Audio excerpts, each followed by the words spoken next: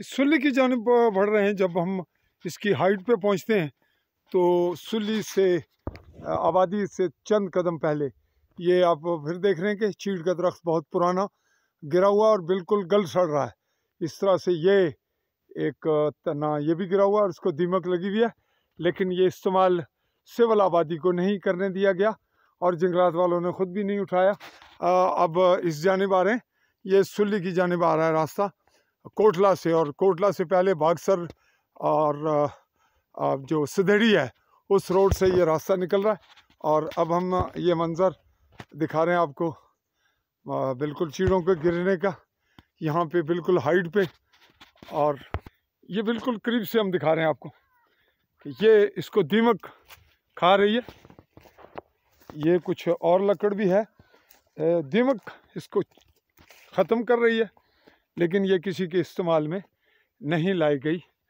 और यूँ कुछ और चीड़ें जो आपको अभी जूम करके हम दिखा रहे हैं, एक ये जली पड़ी है बहुत पहले की किसी वक्त की, और एक ये बहुत हाइट में यहाँ है। एक ही जगह पे ये मुताद्दिद चीड़ें, और वो सामने बिल्कुल जो ताज़ा गिरी हुई हैं कि चंद महीने पहले, और सेंट्रल में एक खुश्क चीड़ भी नज़र आ रही है आपको। और अब आगे बढ़ते हैं, कुछ और दिखाते। ये टुकड़ा और यूं ये बहुत बड़ी चीड़ जो किसी ना किसी इस्तेमाल में इंसानी ज़रूरत के आ सकती है।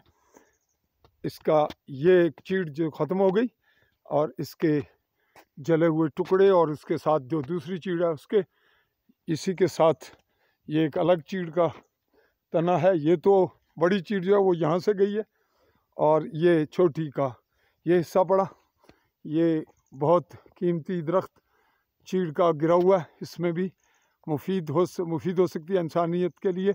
ये एक खुश्क चीड़, ये एक खुश्क बिल्कुल सीधी साफ़ सुथरी एक और खुश्क चीड़, और उसके पास वो गिरी हुई, और एक ये एन हाइट पे जिसको हम आपको करीब से दिखाना चाहेंगे।